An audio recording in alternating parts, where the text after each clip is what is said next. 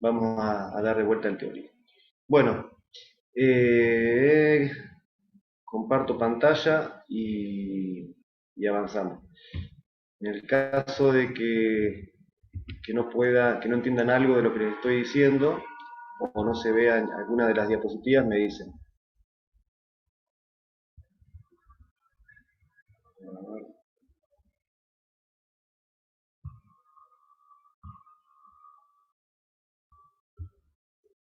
Bien, ahí se ve la primera diapositiva.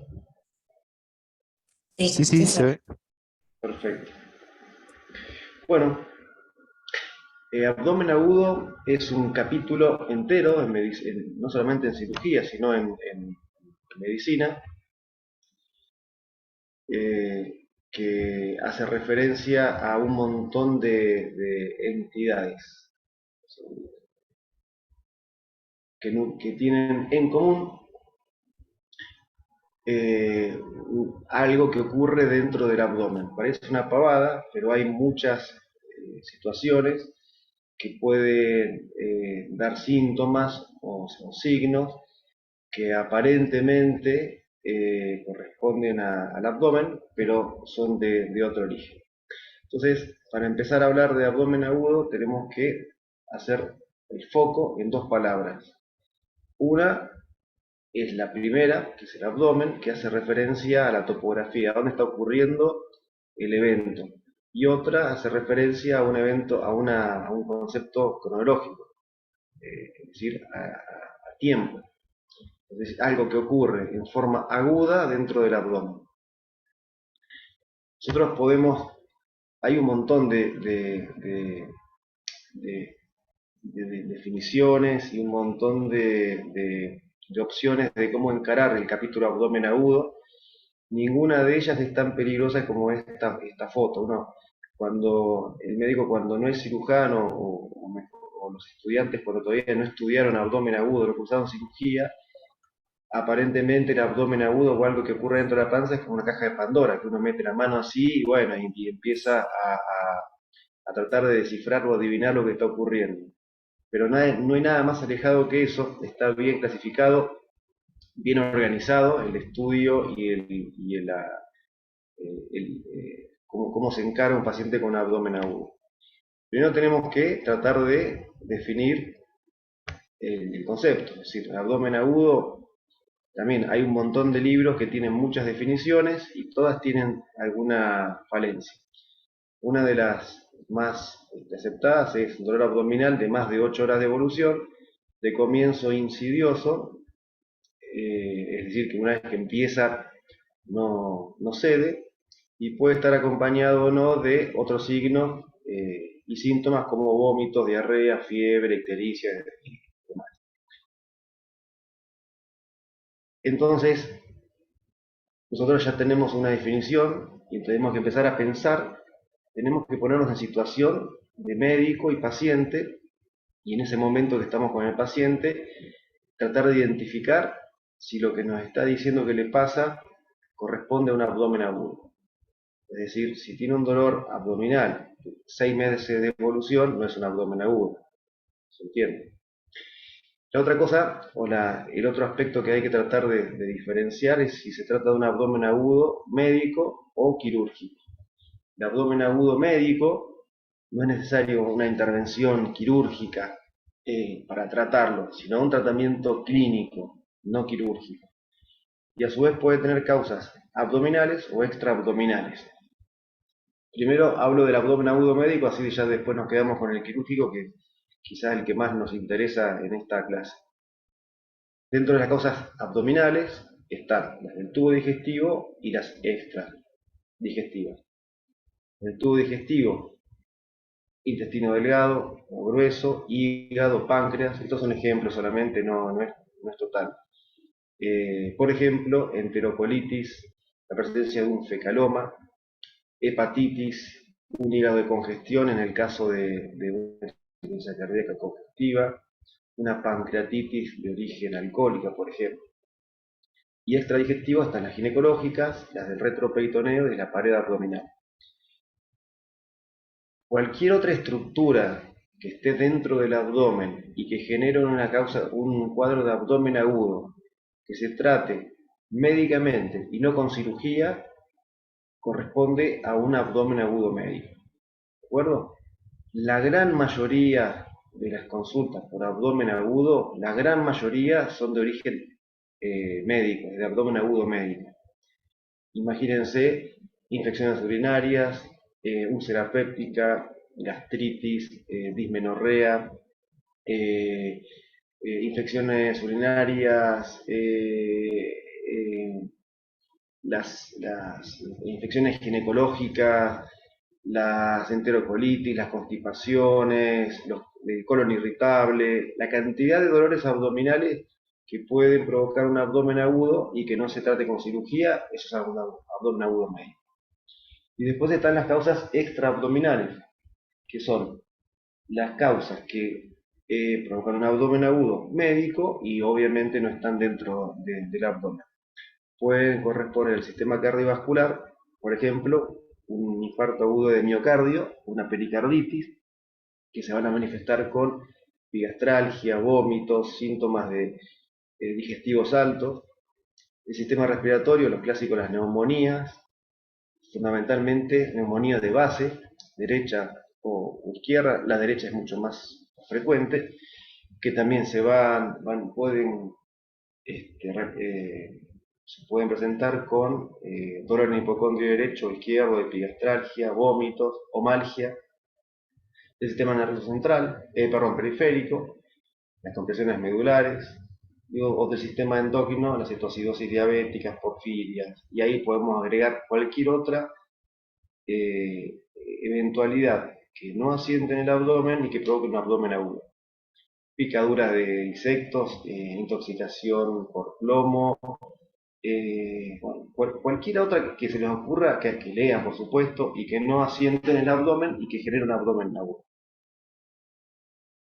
Y ahí sí llegamos al abdomen agudo médico, quirúrgico, que es la misma definición, dolor de 8 horas de evolución aproximadamente, y es una urgencia abdominal que obviamente tiene una etiología diversa y que sin un tratamiento quirúrgico puede llevar al paciente a la muerte.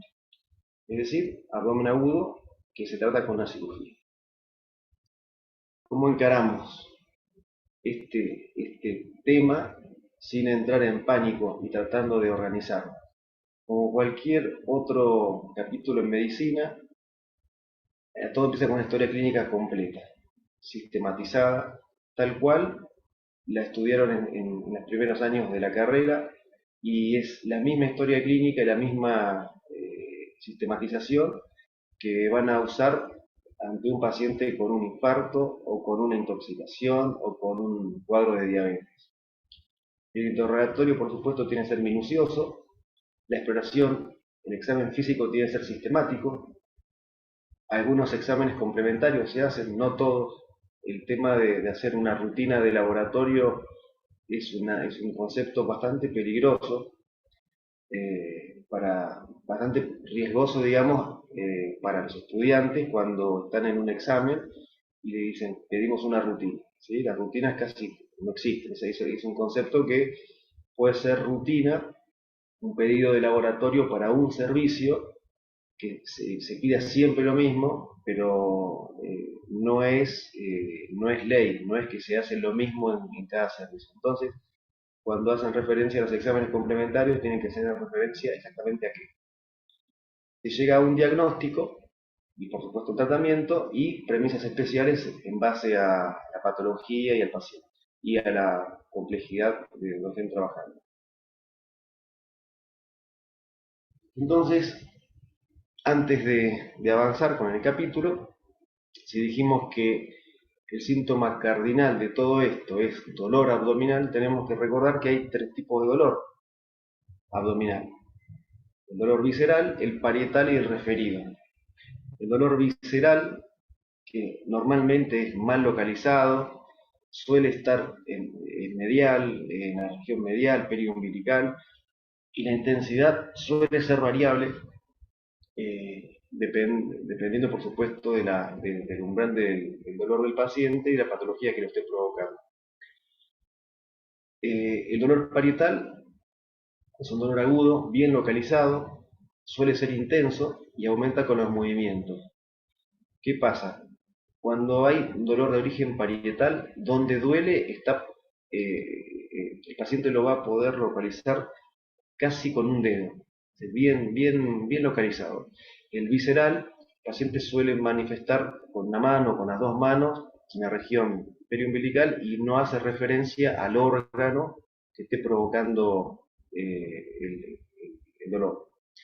Y el dolor referido tiene una localización somática de una experiencia sensitiva originada en una víscera. Por ejemplo, la epigastralgia que el paciente siente cuando se está desencadenando inicialmente una apendicitis. Entonces, como comparten el soma, la experiencia sensitiva es diferente a la localización final de la víscera. ¿Hasta ahí vamos bien?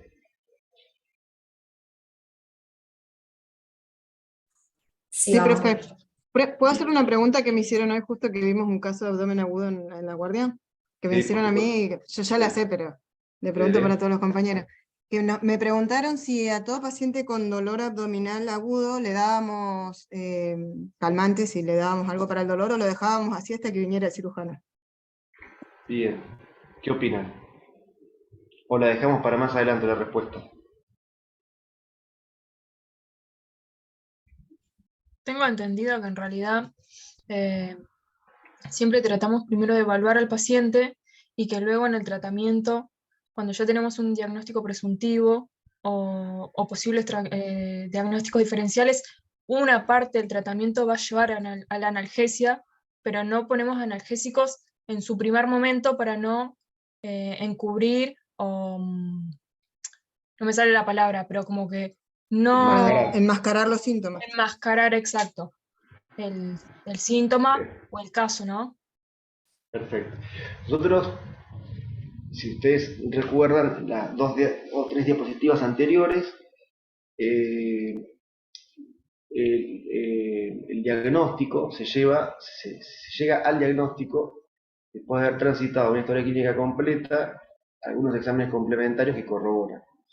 Y si decimos que el dolor es el síntoma cardinal de abdomen agudo, no nos basta solamente con que tiene un abdomen agudo. Tenemos que saber si es abdomen agudo médico o quirúrgico y si es quirúrgico, cuál es la etiología, cuál es la causa.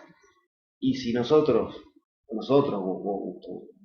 un médico de guardia, ustedes cuando estén en la guardia, el síntoma más importante que es el dolor, lo enmascaran con un analgésico, un antiespasmódico, lo que sea, cuando tiene que venir el cirujano, que es como una especie de inspector, de investigador, que tiene que llegar al diagnóstico con todos estos datos, y el síntoma más importante, el dato más importante está velado. Muchas veces pasa que el paciente mismo se automedica 2 o 3 días previos o el día previo con antiespasmódicos, analgésicos, y ya tenemos que tratar de llegar al diagnóstico sabiendo que el dolor, que es el más importante para interpretar, para que nos lleve a la causa, está enmascarado. Entonces, el dolor se debe tratar si es prioridad, no inicialmente. ¿Está? Bien, buenísimo. Entonces, para seguir clasificando un poquitito y abriendo como si fuera un árbol conceptual, tenemos el abdomen agudo quirúrgico y para poder clasificarlo y entenderlo y desarmar un poquitito más, hay varias clasificaciones. La más usada es la de Crisman, que fue Federico Crisman, un cirujano argentino, que es una de las más aceptadas a nivel mundial, que dividió al abdomen agudo en base al tipo de patología que lo estaba provocando. En hemorrágico, inflamatorio, obstructivo, vascular y perforativo. Hay otra clasificación quizás más moderna o en paralelo, que la cátedra también la acepta, donde el perforativo lo ubica dentro del inflamatorio. O sea que en vez de ser 5 son 4. Pero sigue siendo la misma lógica. empezamos hablando del abdomen agudo hemorrágico. El abdomen agudo hemorrágico está provocado, un cuadro de dolor abdominal y todo esto que ya sabemos, por sangre en la cavidad peritoneal, que no hay que confundirla con sangre en la luz del tubo digestivo, que es una hemorragia digestiva. ¿De acuerdo? Entonces, traten de mencionar causas de abdomen agudo hemorrágico. No les digo la más frecuente, sino hagan el ejercicio de mencionar causas de abdomen agudo hemorrágico. ¿Ruptura de un quiste ovárico? Sí, señor, sí. Rotura esplénica. Un Sí. embarazo ectópico. Un embarazo ectópico. ¿Qué más? ¿Qué le falta para que sea un hemoperitoneo? Complicado. Complicado. Embarazo Que esté complicado. Perfecto. El embarazo ectópico per se no es un problema. El problema es que se rompe la trompa, se raja literalmente porque no está preparada para un embarazo. Entonces cuando se complica de esa forma. Perfecto. ¿Qué otra? Coartación Rotura de aguda. aneurisma de aorta abdominal. Bien. Cuando se rompe un aneurisma de aorta abdominal, tiene 2 minutos de abdomen agudo y después se muere. Pero sí, un abdomen agudo súbito. Entonces, ustedes dijeron todas, o casi todas. Normalmente podemos, o genéricamente podemos dividirlas en las ginecológicas, que son todas las que ustedes dijeron. Habría que agregar endometriosis. Acuérdense, la endometriosis es una patología que se da en las mujeres, normalmente de más de 30 años, que no han tenido embarazos, que no quiere decir que ese endometrio no ha tenido un estímulo de un embarazo en su vida, y que además ha tenido migración de endometrio a la cavidad peritoneal. Normalmente, o sea, se ha volcado ese endometrio a través de las trompas. ¿Sí? Si recuerdan, las trompas desembocan en la cavidad peritoneal y están muy cerca de los ovarios.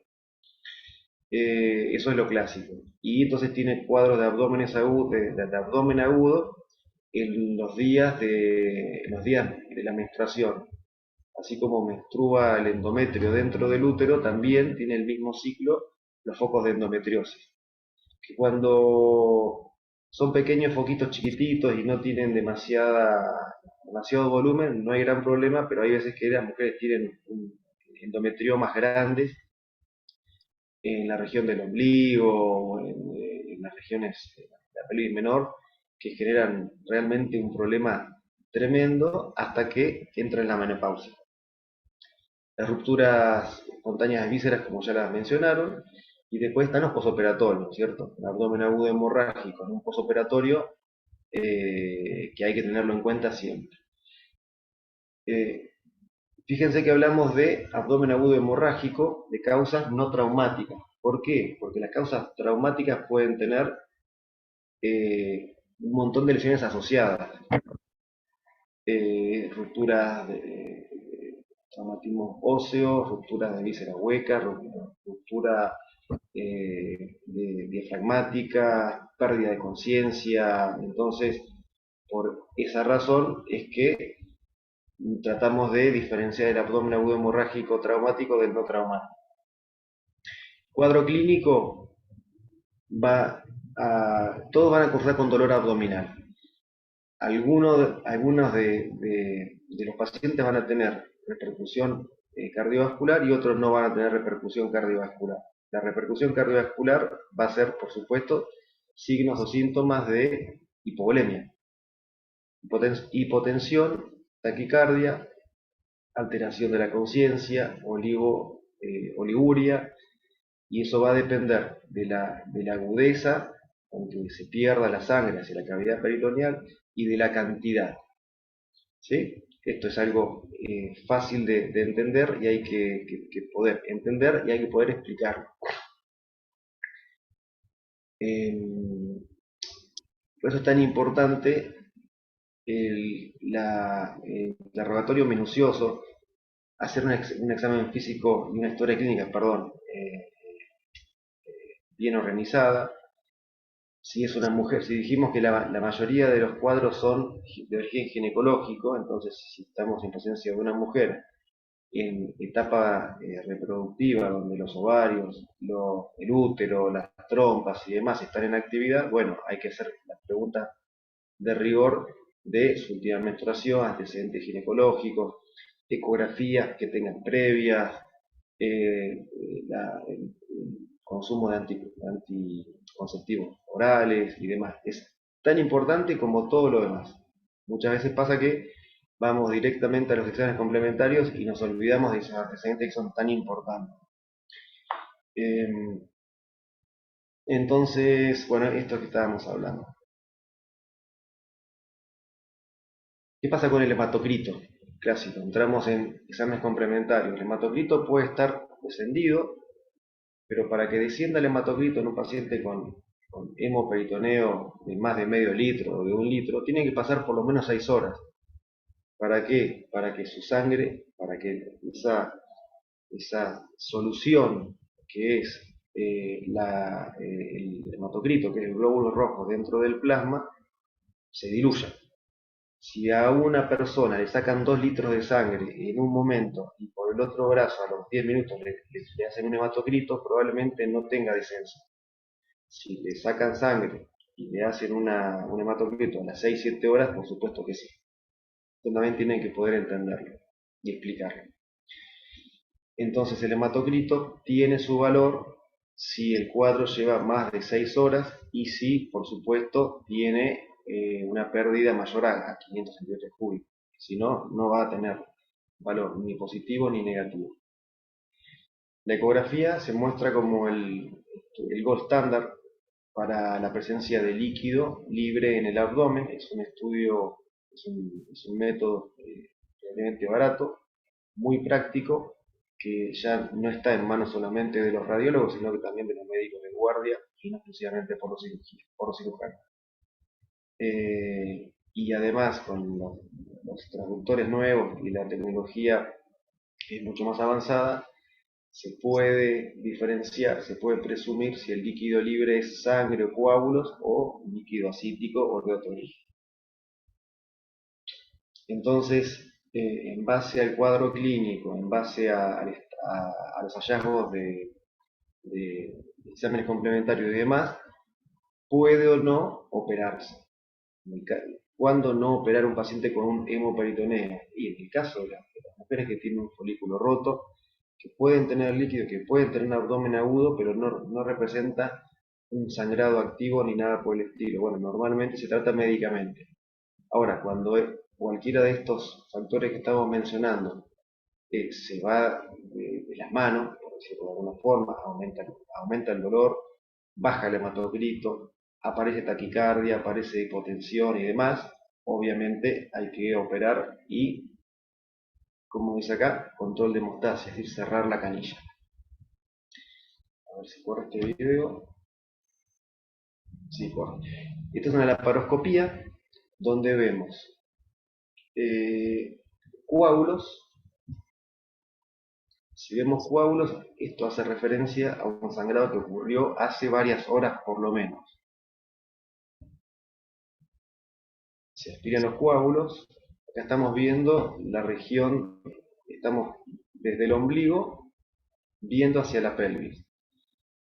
Esto que estoy mostrando acá es el útero y esto que estoy mostrando acá es la trompa izquierda, una vez removidos los coágulos. Entonces se ve la trompa izquierda que está con un aumento del tamaño importante, la trompa viene por acá, hace este giro y viene por acá. No se ve bien acá, pero está aumentada en su diámetro, debe medir máximo unos 3 centímetros, y lo que tenía esta mujer era un embarazo ectópico complicado. Ahí se está abriendo la trompa en forma longitudinal hasta el implante del embarazo. En vez de hacer la salpingectomía, se la abrió longitudinalmente y se hizo la hemostasia de la mucosa. Este es otro caso donde también se ve acá el útero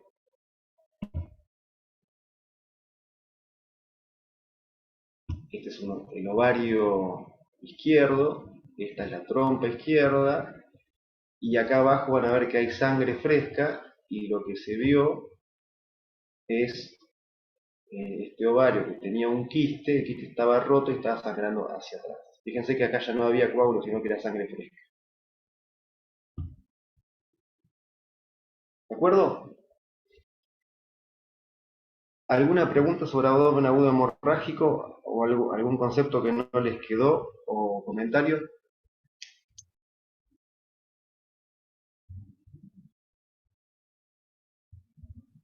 Creo que no. Bueno, perfecto.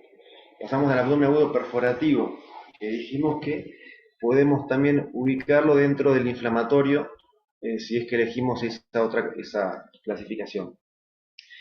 Cualquier parte del tubo digestivo puede sufrir la perforación con el correspondiente cuadro clínico, pero la causa número 1 de abdomen agudo perforativo es la úlcera gastroduodenal perforada.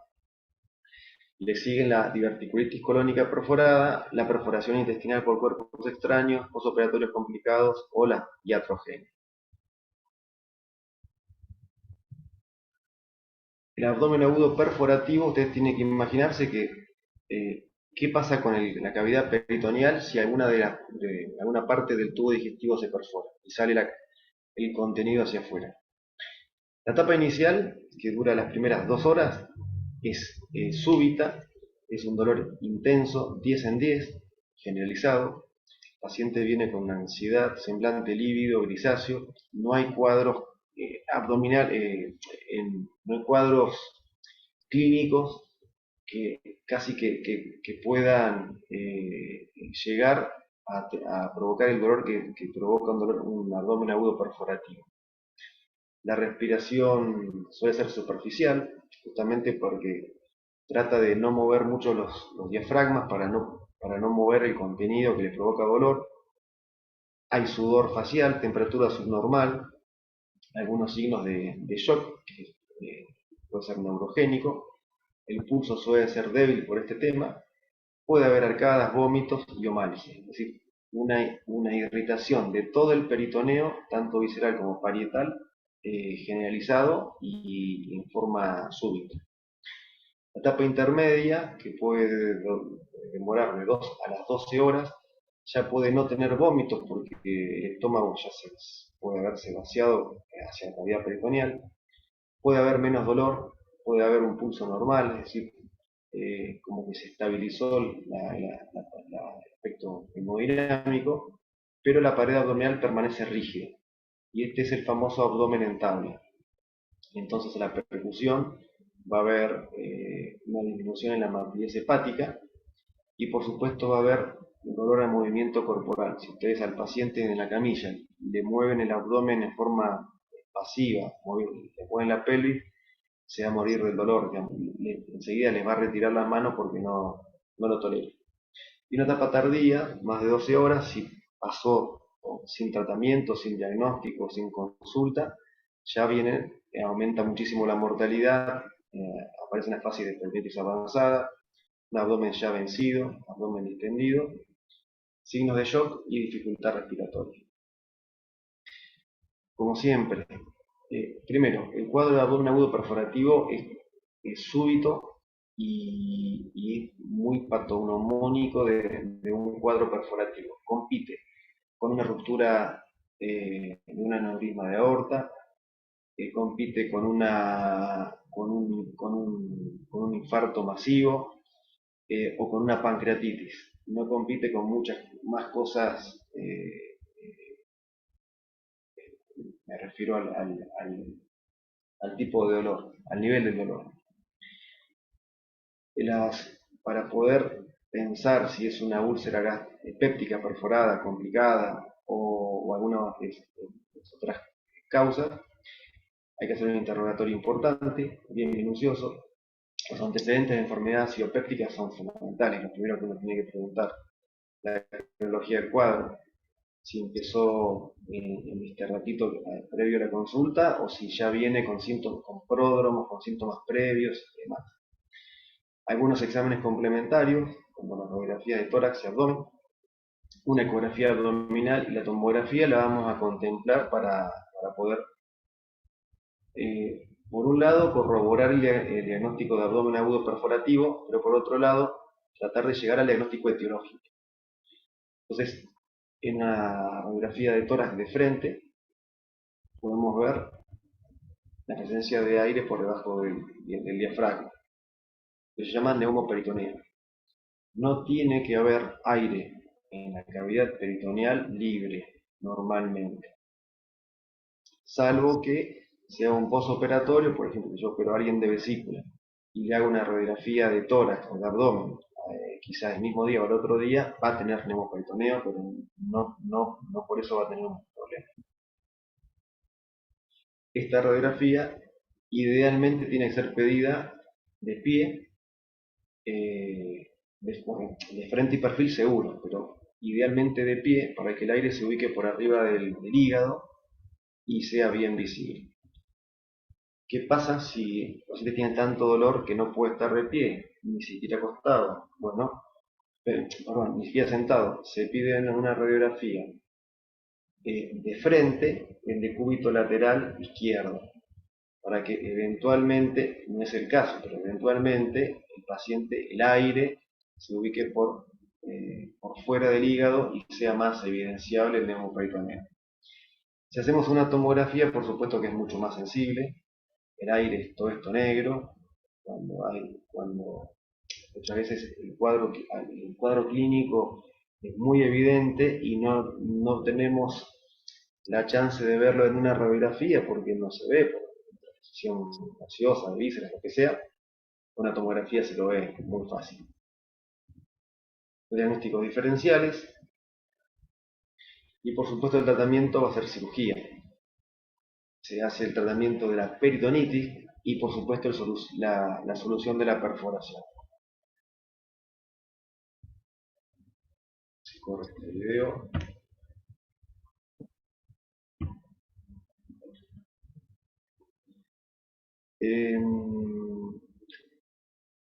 El tratamiento tiene que ser quirúrgico sí o sí. No hay chance de que una persona tenga una perforación intestinal, sea del estómago, del duodeno, del colon, y que tenga chances de vivir si es que no es operada. Eso tienen que tenerlo muy en cuenta. La cirugía se hace a la hora que sea. Si se internó a las 3 de la mañana, se opera. Irá a terapia, se lo reanimará un poco, se lo pondrá en condiciones y se opera porque a partir de que ocurrió la perforación, corre el reloj y aumenta muchísimo la chance de muerte.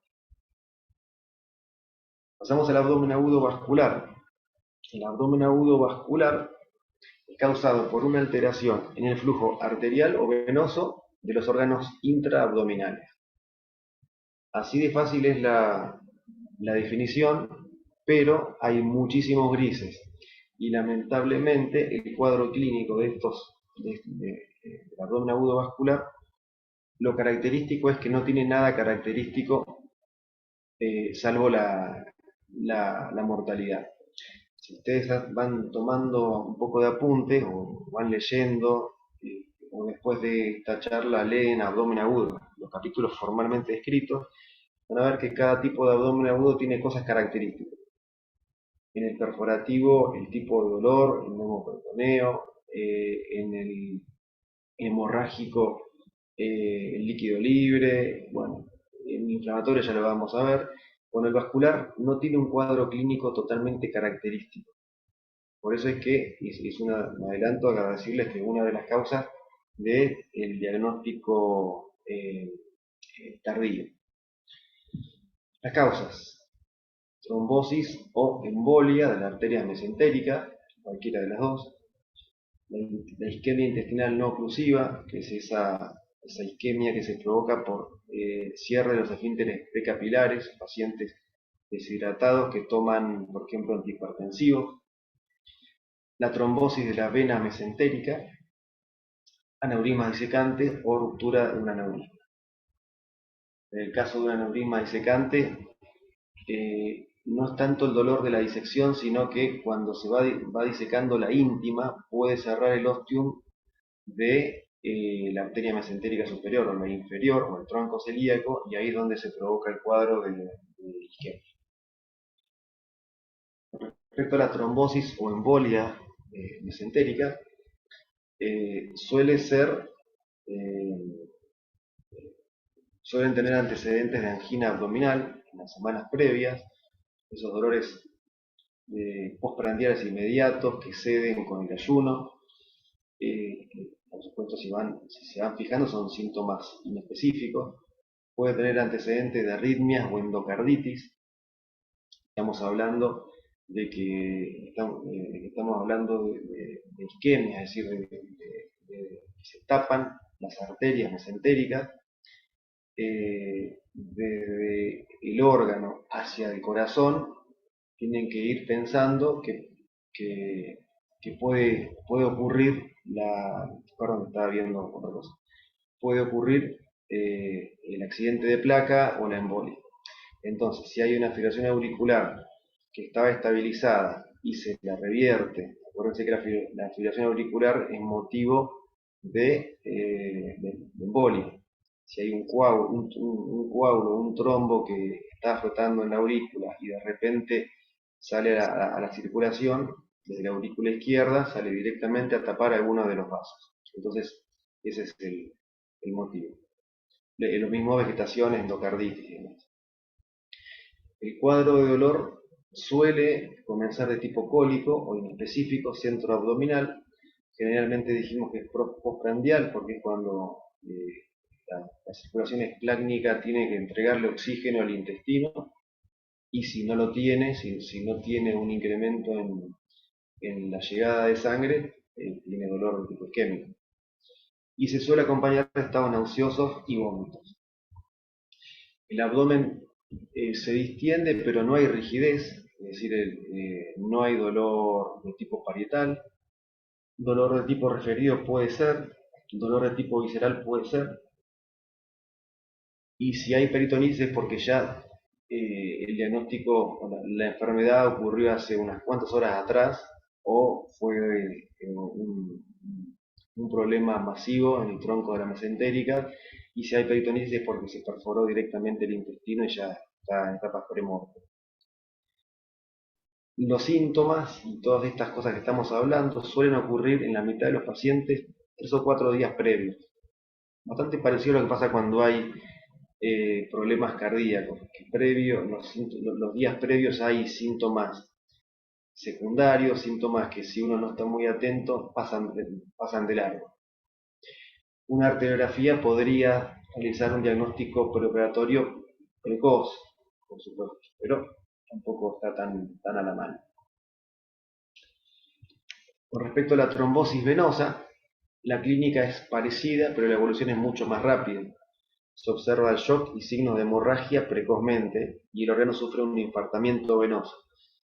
Ustedes tienen que imaginarse que cuando hay una trombosis mesentérica, la sangre llega al intestino porque las arterias mesentéricas están indemnes, pero no puede volver a la circulación portal, entonces empieza a haber una congestión muy importante, muy abrupta de sangre en los mesos, después en la pared. Entonces, bueno, esto lleva rápidamente al shock, signos de hemorragia digestiva y por supuesto la muerte mucho más rápido. La isquemia intestinal no oclusiva, que es la que yo le dije recién. Y entonces, si tenemos en cuenta que en base a las causas los pacientes suelen ser mayores, de la tercera edad, suelen tener factores predictivos para trombosis, obesidad, tabaquismo, antecedentes cardiovasculares previos, y pueden ser panvasculares. Son pacientes que están acostumbrados a convivir con algún grado de dispepsia, alguna comida que no le ha caído muy bien, pacientes que viven en geriátricos solos y que ante un síntoma digestivo cotidiano se automedican. Entonces, en un cuadro de abdomen agudo vascular, esa situación es gravísima porque sea un infarto arterial o una trombosis venosa o una isquemia intestinal no oclusiva, hace que el diagnóstico se retrase, se enmascare el cuadro de dolor y los síntomas, y la muerte es muy frecuente. Obviamente tiene que ver con la magnitud del intestino que ha quedado sin sangre. La tomografía con contraste endovenoso puede aportar algún dato valioso para el diagnóstico, por supuesto. Si hay un sector de intestino que no capta el contraste arterial, bueno, ya estamos, es un signo directo de que hay un problema arterial. Dijimos que el cuadro clínico, no hay mucho clásico en esto, pero sí es una verdad a medias. Lo clásico, cuando se instaura el cuadro de abdomen agudo vascular, es la acidosis metabólica y la falla multiorgánica. Y también cuando ocurre esto, el índice de mortalidad aumenta en forma muy importante. Entonces la gravedad de todo esto quizás sea lo más importante o lo característico. El diagnóstico, como no suele ser precoz, el pronóstico suele no ser favorable. Las conductas terapéuticas, qué vamos a hacer con estos pacientes, va a depender de cada caso en particular. Depende del paciente, de la edad, las enfermedades previas, las expectativas de vida, depende de la institución donde uno lo tenga el paciente, si tiene soporte, terapia intensiva, unidades de hemodinamia, y por supuesto depende de los hallazgos preoperatorios e intraoperatorios. Estamos hablando de un paciente de 90 años, que está postrado, que ya le amputaron una pierna por diabetes, o está con secuelas de una ACV o demencia senil, y lo operamos y tiene una trombosis mesentérica masiva y tiene todo el intestino delgado necrosado. El paciente ya tiene la sentencia de muerte, es decir, no tiene expectativas de ser curado en absoluto. Un paciente un poco más joven, que uno lo opere y que tenga segmentariamente un sector de intestino delgado o intestino obeso afectado, que uno pueda sacar ese segmento y ostomizar, o bueno, eso ya es otro tema, bueno, por supuesto hay que hacerlo.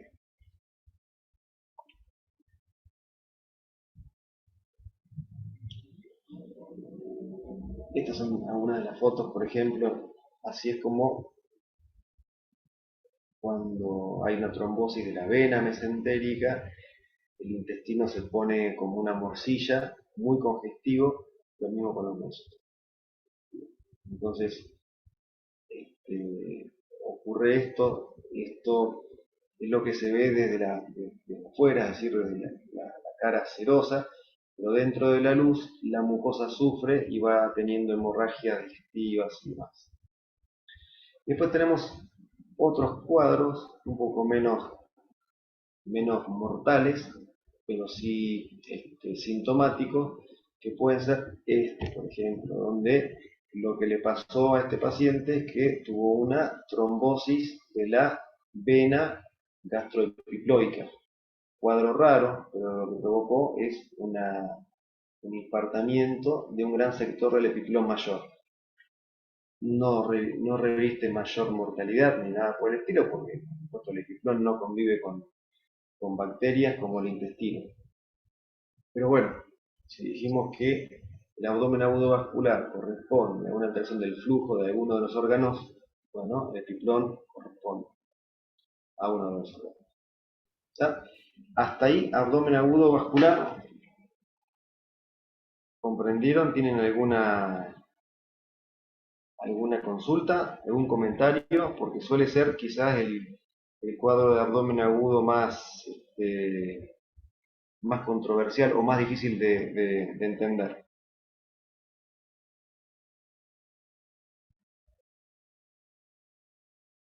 ¿Todo claro? Sí, doc. Perfecto. Bueno, y vamos llegando al abdomen agudo inflamatorio, que es el abdomen agudo quizás más frecuente que van a ver, y que de hecho dentro de las causas tienen clases y teóricos específicas para las causas.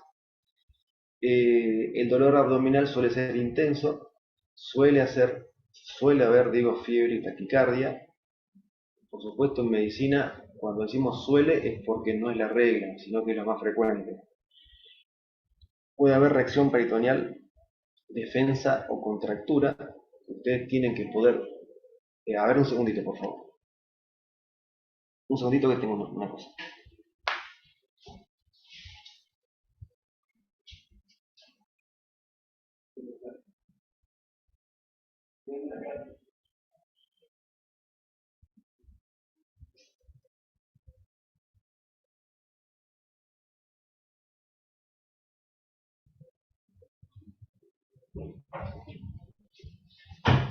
Ahí volví. Decía que tienen que poder diferenciar y saber que no es lo mismo reacción peritoneal, defensa o contractura, ¿sí?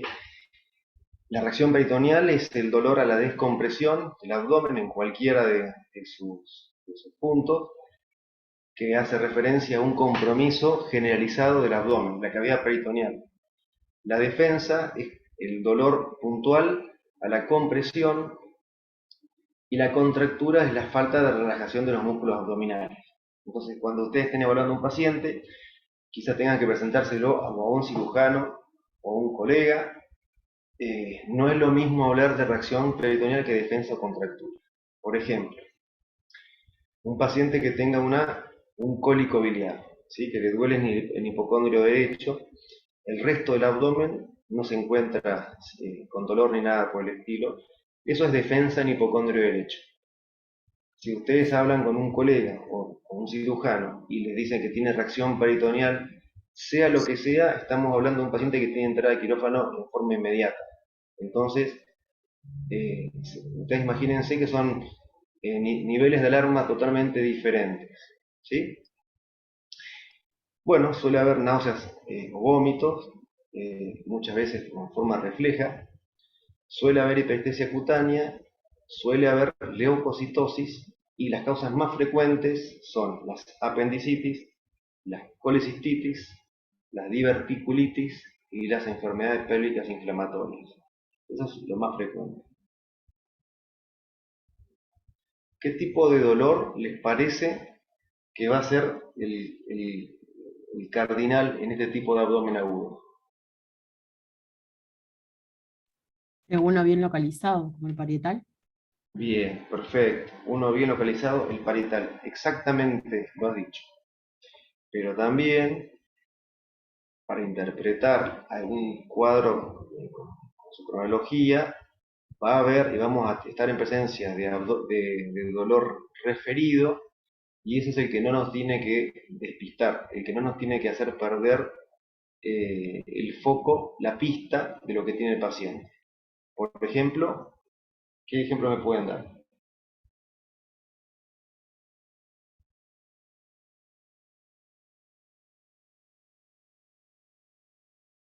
¿Qué ejemplo de dolor referido nos puede hacer confundir? La epigastralgia que daba en la apendicitis que habías dicho al principio, que empieza con un dolor en el abdomen, en el ombligo y después se localiza en el apéndice. Bien, perfecto. Ese es el clásico. ¿Qué otro?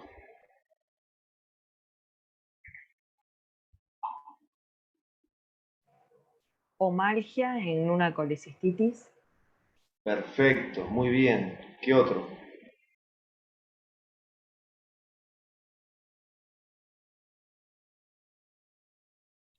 Una pancreatitis. ¿Y cómo sería el ejemplo del dolor referido de la pancreatitis? No, me refería al En, inflamatorio. en hemicinturón. El hemicinturón, eso. Bueno, bien. Ese es el ejemplo, bien. Bueno, y también están los dolores, por ejemplo, de las diverticulitis, donde puede haber dolor testicular o dolor lumbar irradiado hacia dorso, como si fuera un cólico, por ejemplo, un cólico renoureteral o una pilonefritis, y tenemos una diverticulitis. Bueno, cuando con los cuadros inflamatorios, que suelen ser infecciosos, ahí es donde tenemos que tener el tipo de dolor, el dolor y la infección en el examen físico nos va a dar el 90% de los datos para llegar al diagnóstico, casi en forma inmediata. Y después, con los exámenes complementarios, vamos a corroborarlo, con una eco, con una tomografía, con una resonancia. Pero si ese paciente, ese tipo de dolor, eso que tenemos tan importante para poder llegar al diagnóstico, lo cubrimos enseguida con analgésicos, nos quedamos sin eso.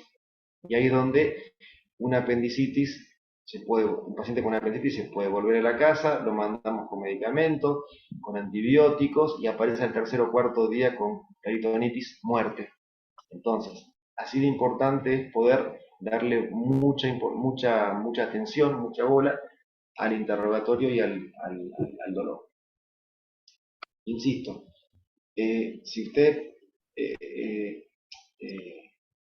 en la cátedra y dentro de las clases y las charlas y lo que ustedes van a ver dentro de la cursada, van a tener clases específicas de apendicitis, de persistitis, de diverticulitis y demás. Por eso es que esta charla que es de abdomen agudo, que intenta hacer un paneo por todo el capítulo, no le vamos a dar una importancia tan importante, tan elevada.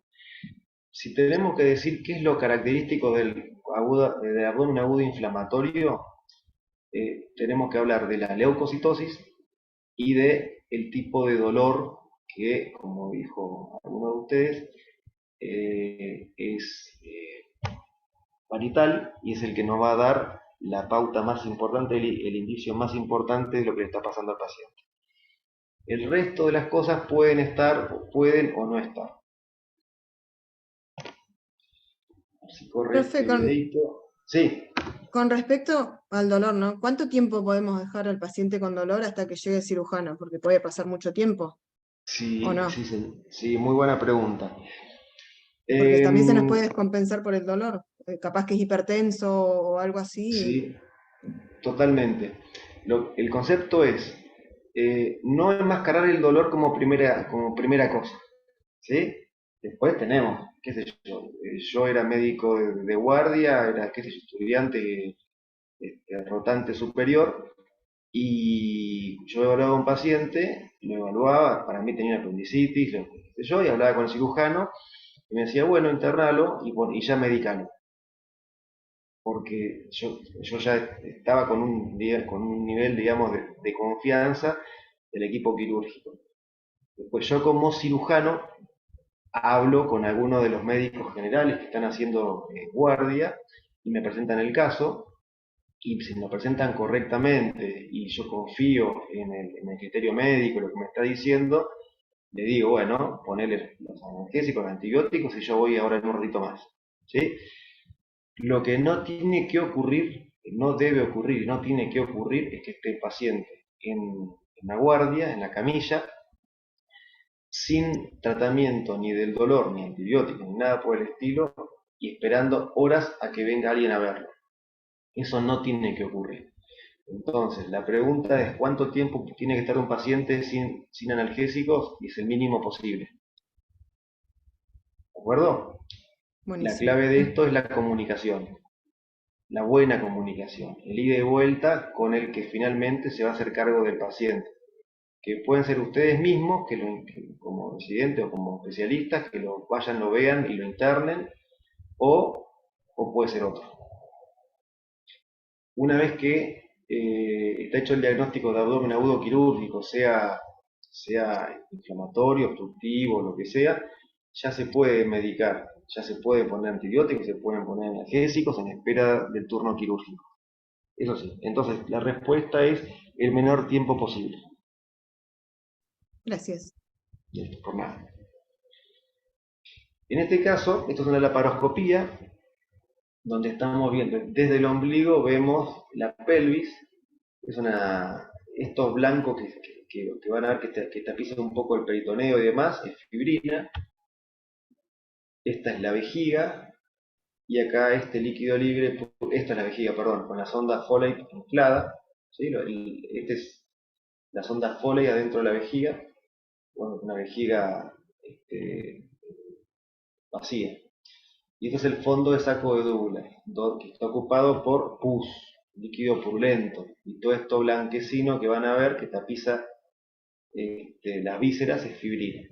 En esto, que parece como crema. Bueno, acá estamos si hay fibrina y hay pus, estamos en presencia de un cuadro que no es incipiente, que lleva por lo menos 12 horas. Cuando hay una inflamación, una infección como una apendicitis, no es, la producción de pus no es inmediata, lleva horas. Primero el periodo congestivo, después el flemonoso, después el gangrenoso, se puede provocar un plastrón. Entonces, cuando uno opera a un paciente y hay fibrina y hay pus así de este tipo, sabemos que tienen por lo menos 12 horas y suelen ser más.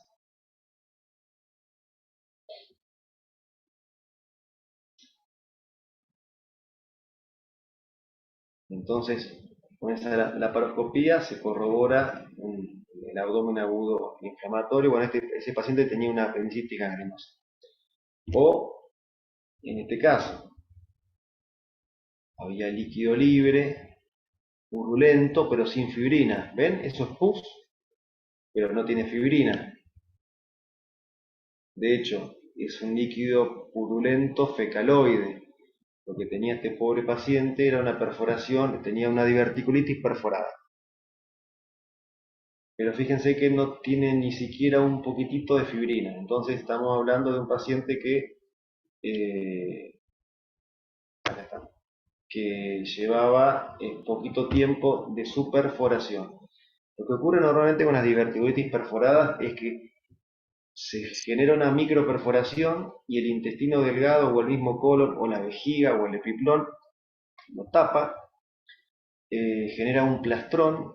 Ese plastrón puede o resolverse y seguir su vida habitual o generar un absceso. Generar un absceso, entonces la microperforación del intestino, del colon, del divertículo, se transforma en macroperforación y ya, si hay una macroperforación y sale materia fecal, por supuesto que genera inicialmente un cuadro localizado muy grave y después eso se rompe la cavidad y genera una peritonitis. Si estamos hablando de diverticulitis y hay una peritonitis con contenido fecal, es una diverticulitis complicada con un Hinchey 4. Ya lo van a ver cuando tengan el teoría. ¿De acuerdo? ¿Hasta ahí? Finalmente, nos queda el cuadro de el abdomen agudo obstructivo. Es un síndrome caracterizado por la alteración de la progresión del tránsito del contenido intestinal. Esto sí, esta eventualidad ya tiene cosas o datos, signos y síntomas característicos. El tipo de dolor suele ser de tipo cólico, no bien localizado porque es dolor visceral, pero sí de tipo cólico. Suele haber taquicardia en relación al dolor, suelen haber vómitos y en base a las características del vómito podemos saber o pensar o presumir el nivel de la obstrucción. Si es una obstrucción alta, por encima del ángulo de Treitz, o una obstrucción baja por debajo del ángulo de Treitz y más cercanos al colon derecho. La distensión abdominal, por supuesto, que es lógica si se obstruye el intestino. La ausencia de eliminación de materia fecal o gases por ano, timpanismo a la percusión, y después recién ahí llegamos a hacer un examen complementario como una radiografía directa o una tomografía. Podemos dividirlo en un hilio mecánico o de intestino delgado o de colon, o ilio paralítico, que puede ser causa de un abdomen agudo obstructivo, pero no quirúrgico. Si vemos una radiografía como una paciente, una foto un poco fea, pero una paciente con este grado de patología en la pared va a tener todas las chances de tener algún grado de obstrucción intestinal. Entonces, esta misma paciente tiene puesto un suero, tiene puesto una sonda nasogástrica con contenido entérico. ¿Cuáles son las causas más frecuentes? Las hernias, las bridas. Acuérdense, las bridas son esas secuelas, esas cicatrices que pueden ser o congénitas o adquiridas dentro del abdomen. que pueden ser, pueden unir al intestino con el intestino, al epiplón con el intestino, a la pared con el intestino. Son como lianas, como cicatrices internas que generan, que pueden provocar obstrucción. Bueno, el cáncer de alguna parte del tubo digestivo, las eventraciones, los cuerpos extraños, ilio biliar, tricobezoa, etc. El ilio biliar es el viaje de un macrolito de la vesícula hacia el tubo digestivo.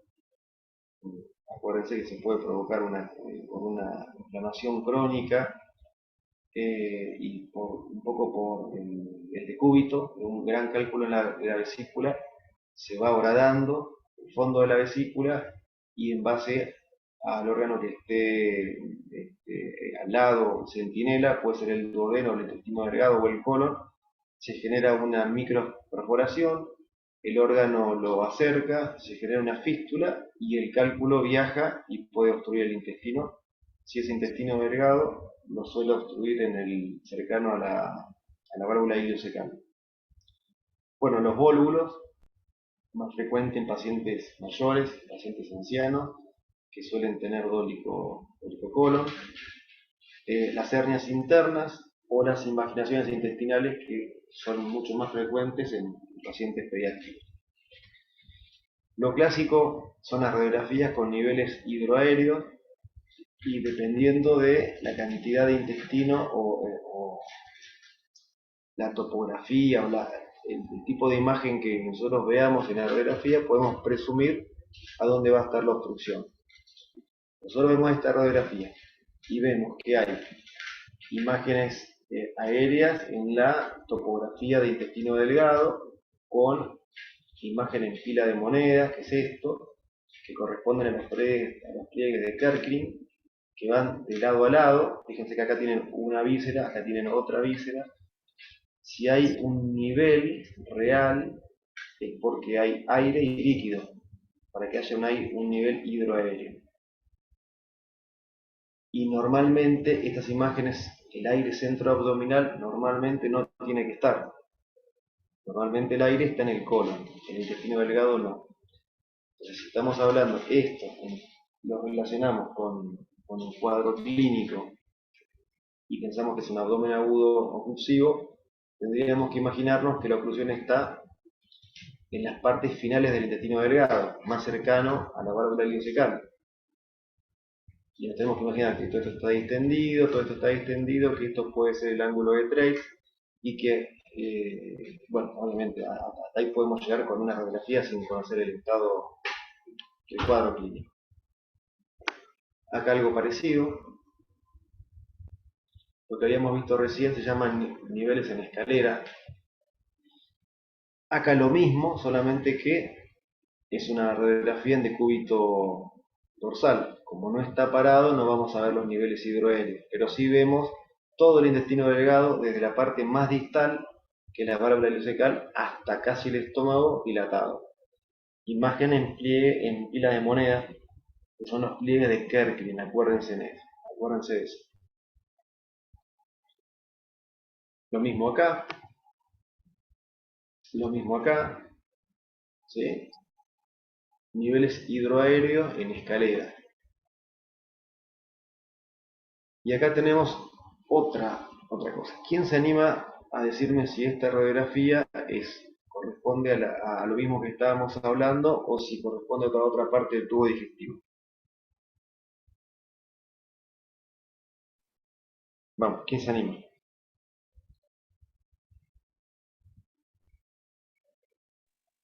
¿Pueden ser bridas? No hablando de causa, sino de qué es lo que estás viendo. Colon. Colon, eso. A diferencia de las otras radiografías que veíamos que había mucho intestino delgado centroabdominal, acá tenemos el colon derecho, el ángulo hepático del colon, el colon transverso que viene por acá, el ángulo esplénico del colon y el colon izquierdo que parece que estuviera cerrado acá. ¿Sí? Seguramente hay una obstrucción del colon izquierdo acá donde tengo el mouse y se obstruyó todo el intestino grueso, y fíjense que no se ve el intestino delgado. ¿Qué puede pasar? ¿Cómo me pueden justificar que esté obstruido en ese punto el intestino grueso y que no esté dilatado el intestino delgado? ¿Por la válvula ileocecal, profe? ¿Qué pasa con la válvula ileocecal? Es funcionante todavía, por eso el aire no llega a intestino delgado. Perfecto. Entonces es una obstrucción del colon izquierdo con válvula ileocecal continente. Esa es lo que le pasa a este paciente. Y cuando la válvula ileocecal es continente, el colon se obstruye y se obstruye, el colon se dilata en forma muy importante y muy peligrosa. El peligro es que se provoque la perforación, la diabrosis. Acá pasa lo mismo, pero ya tiene la válvula ileocecal incontinente. Entonces, el colon está dilatado, colon derecho dilatado, pero además tenemos el intestino delgado. Como el intestino delgado también está dilatado, sabemos que la válvula ileocecal es incontinente y no se va a perforar el colon. Sirve para eso, nada más que eso. Y después tenemos el vólvulo del sigmoide, que fíjense, la imagen de la radiografía parece como si no hubiera dibujado esto que está acá al lado, un grano de café. Esta es la imagen que tiene un vólvulo que provoca un vólvulo del colon sigmoide. Y a su vez el vólvulo puede ser de 180 grados, de 270 o 360. Por supuesto, cuanto más se volvule sobre el eje mesentérico, más riesgo de perforación tiene.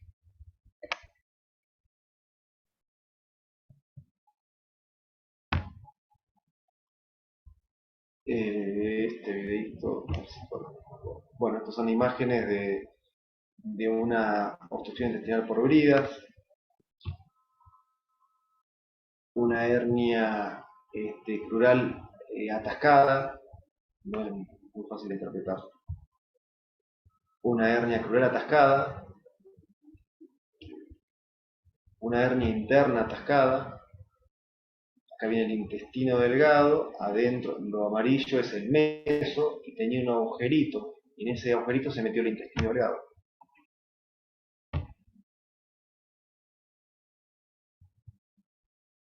En este caso, un ilio biliar, que tenía un cuadro obstructivo recidivante y tenía aerobilia y tenía una tomografía que hablaba de una vesícula totalmente deshabitada, con aire en su interior y con un cuadro tenía como si fuera un carozo, como un corcho en el intestino delgado distal. Entonces eso es casi patognomónico de un ilio biliar. En este caso, una metástasis de un melanoma, de una mujer con un melanoma, es un implante en el intestino delgado y tenemos de este lado a la izquierda el intestino delgado dilatado, luchando por zafar de la obstrucción, y del lado derecho el intestino delgado desfuncionalizado. Y después llegamos a la parte final de esto, que son las situaciones especiales. Segundo o tercer trimestre del embarazo. ¿Por qué? Porque, por supuesto, el útero gestante después, en el segundo o tercer trimestre, crece y va desplazando a las estructuras vecinas hacia los costados, hacia atrás, hacia arriba y hacia abajo. Entonces, lo que puede ser un dolor abdominal banal o un cólico biliar, en realidad puede ser una apendicitis.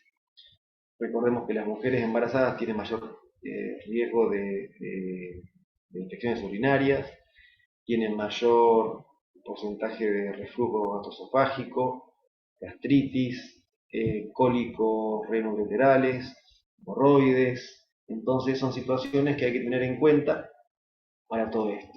Y que el umbral del dolor de una mujer, por ejemplo, mulípara, que es un embarazo, es muchísimo más bajo que una multípara. Eso, cuando hay una mujer embarazada con un abdomen agudo, la situación es totalmente diferente. También tenemos que recordar que fisiológicamente la mujer embarazada tiene una leucocitosis fisiológica, puede tener un sedimento urinario patológico y no necesariamente tener una enfermedad. Entonces, no podemos actuar ni de más ni de menos. Un recién nacido y lactante, el capítulo de abdomen agudo es totalmente diferente.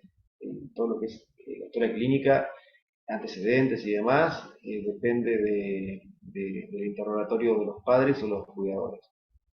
Paciente grave o en estado crítico en terapia intensiva, también son situaciones especiales, porque el paciente puede estar sin conciencia, en coma, puede estar con vasoactivos, puede tener una colecistitis alitiásica, puede tener úlceras gastroduodenales por estrés, puede estar con vasoactivos que hacen que los órganos abdominales no estén correctamente irrigados. Entonces son situaciones muy finitas, muy difíciles de interpretar. Entonces tenemos que tener todas las antenas y muchas veces hacemos ateneos interdisciplinarios para poder saber qué le pasa a un paciente.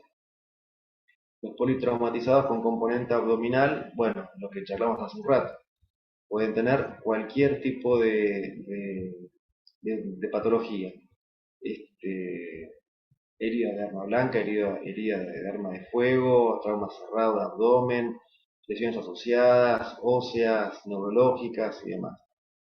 Los posoperatorios, dentro de los 10 primeros días, nosotros tenemos que estar muy atentos a qué tipo de cirugía se hizo. Quizás ustedes estén en la sala de internación y lo llamen la enfermera porque hay un paciente con un abdomen agudo que se operó de una colectomía, una gastrectomía, una cirugía de ventilación compleja hace varios días. Bueno, tenemos que poder interpretar qué cirugía se le hizo para poder presumir qué le está pasando. Pacientes ancianos e inmunodeprimidos, por diferentes cuestiones, suelen tener enfermedades oportunistas por las bajas defensas y suelen estar polimedicados, suelen estar conviviendo con síntomas y signos que nosotros, tanto los pacientes como nosotros, podemos no prestarle importancia y en realidad le están ocurriendo algunas de estas patologías que estuvimos charlando. Los pacientes con trastornos psiquiátricos, fundamentalmente porque el interrogatorio suele ser muy difícil y puede estar cursando, por ejemplo, con los tricomesoar o obstrucciones por ingesta de cuerpos extraños. Bueno, hasta ahí llegamos. ¿Alguna pregunta? Momento de interacción.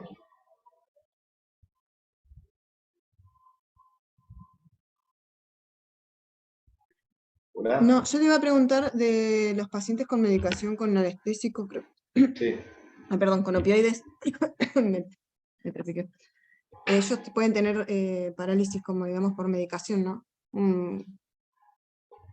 ¿Qué Un pacientes? hilio ¿De vuelta? pacientes con opioides Sí, sí. pueden tener hilio obstructivo, o sea, sería hilio paralítico, ¿no? Por medicación. Eso. Esos no, Los no pacientes son, sí, no van a los pacientes cirugía, con digamos.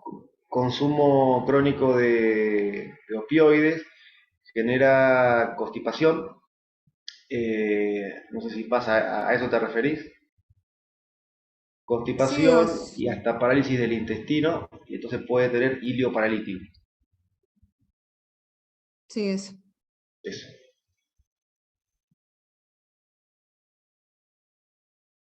Eso no tiene indicación quirúrgica, sino que si le suspendemos la medicación, o cómo es.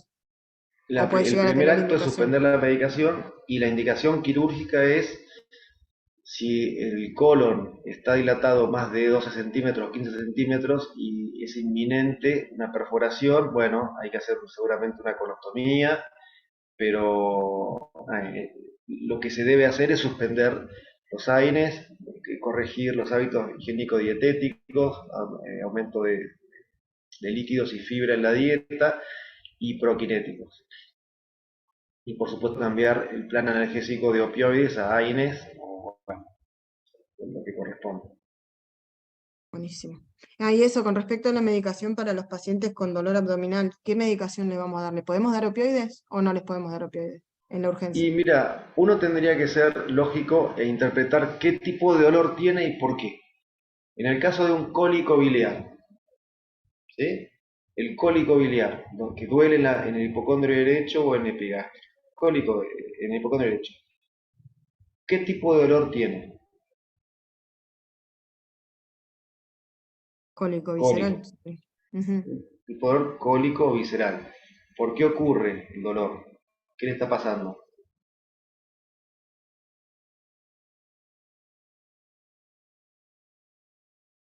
¿Por qué duele?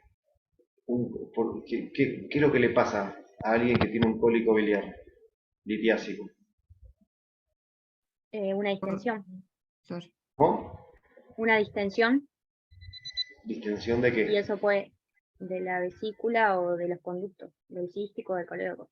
Bueno, se obstruye o la vesícula o el colédoco, probablemente por un cálculo, se distiende la vesícula trata de luchar contra esa obstrucción que provocó el cálculo, de un cálculo enclavado, y eso es el dolor de tipo cólico.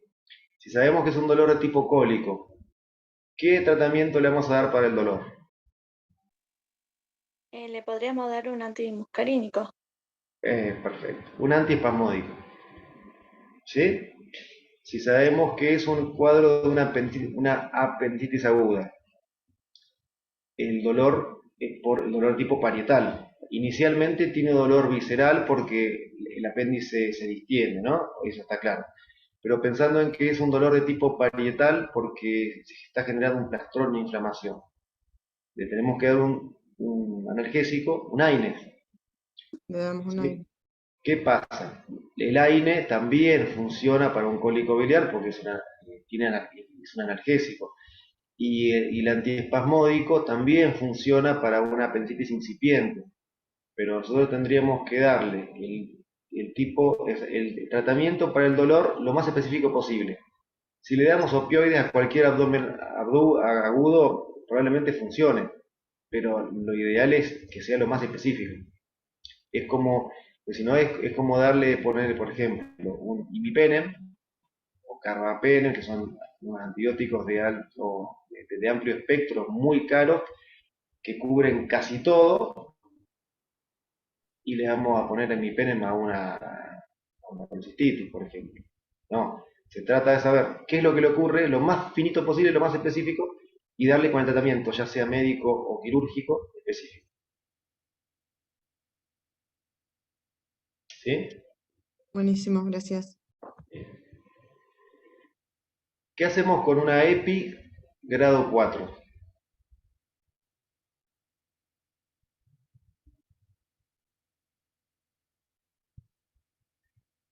¿Qué es una EPI? Una enfermedad pélvico-inflamatoria. Bien. ¿Qué es una EPI grado 4?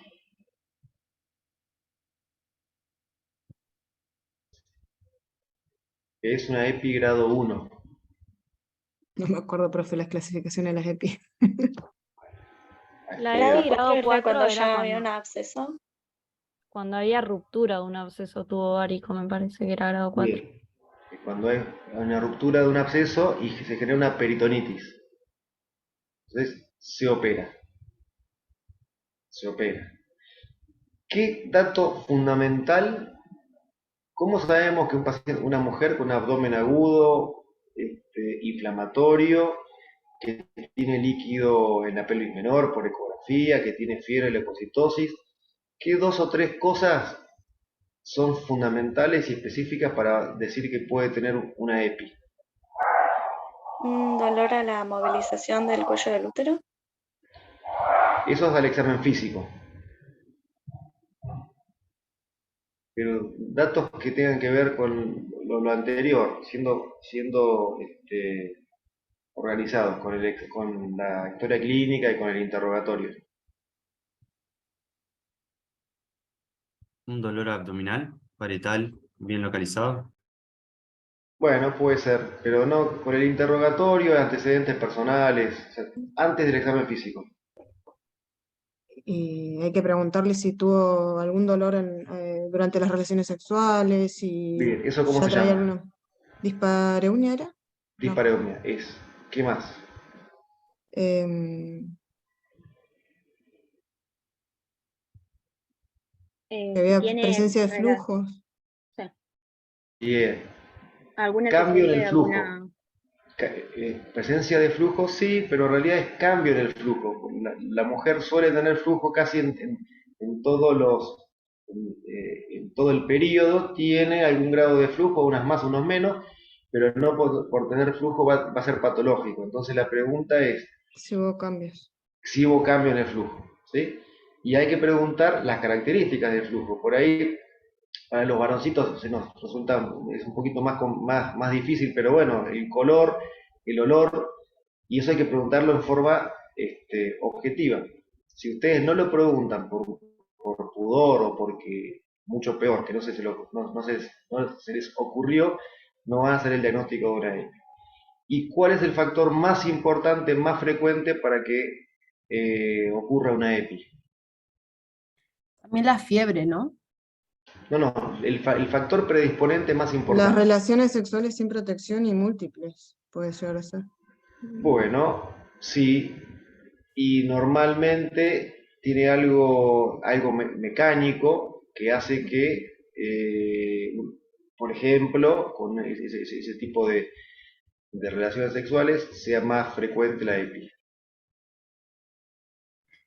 Que sea anal y vaginal, sin No, ningún no, tipo la de... presencia del DIU, ¿sí? Ah, El Ah, DIU tío. es algo mecánico que está en el útero y que se coloniza, mm, es un factor mecánico para que se colonice.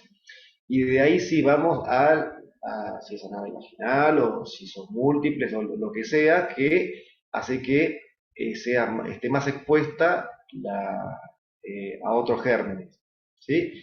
A priori, el factor más importante es el DIU. Entonces, fíjense que son datos que salen en menos de un minuto de un interrogatorio que tiene que ser ordenado y entrenado. Si se tienen que entrenar en esto. Por más que sepan que tiene una apendicitis y la paciente que están viendo, pregúntenle aspectos ginecológicos, última menstruación, cambio del flujo, características, tiene DIU, no tiene DIU, pipí, todo esto, ¿sí? Así como se encaran pacientes con abdomen agudo. Profe, ¿te puedo hacer otra consulta respecto a EPI, sobre todo, que es el ejemplo que se me ocurre? De reacción peritoneal, usted había dicho que siempre el compromiso es generalizado, pero por ejemplo, en las EPIs grado 1 yo había visto que podían tener reacción peritoneal localizada. No me quedó bien diferenciado por ahí ese concepto. Para que haya reacción peritoneal, tiene que estar irritado el peritoneo, en forma general. Está bien. ¿Puede ser localizado? Sí, puede ser localizado. Puede ser dolor a la descompresión, pero reacción peritoneal hace referencia ya a algo más generalizado. Probablemente, si uno tiene dolor a la descompresión localizado en el hipocondrio derecho o en hipogastrio y el resto del abdomen está normal, no hay que catalogarlo como reacción peritoneal, porque si no estamos queriendo explicar que el paciente tiene un compromiso de la cavidad peritoneal, pero localizado. Entonces, no es ni una cosa ni otra. Podés decir, tiene dolor a la descompresión solamente en hipogastrio o en fosa ilíaca derecha. Listo, perfecto, eso está bien. Pero reacción Bien. peritoneal hace referencia a que tiene dolor a la descompresión en todo el abdomen. Genú de Musi, o Bloomberg, sí, bueno, hay una lista en semiología de los puntos dolorosos y de signos Claro. semiológicos que hablan por sí solos. Bien, perfecto, gracias. Bueno, por nada.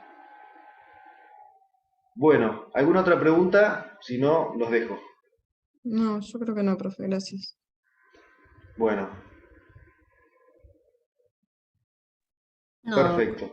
Cualquier duda que les surja, que les surja durante estas semanas que empiezan a cursar el módulo, pueden mandar algún mensaje o se comunican con nosotros en la cátedra.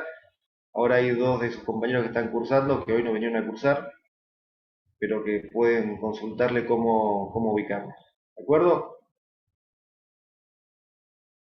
Muchas gracias. Gracias. Muchas Bueno, gracias. Profe, gracias. Muchas gracias. Nos estamos viendo. Chao. Hasta luego. Chau. Hasta luego. Gracias, profe. Hasta luego.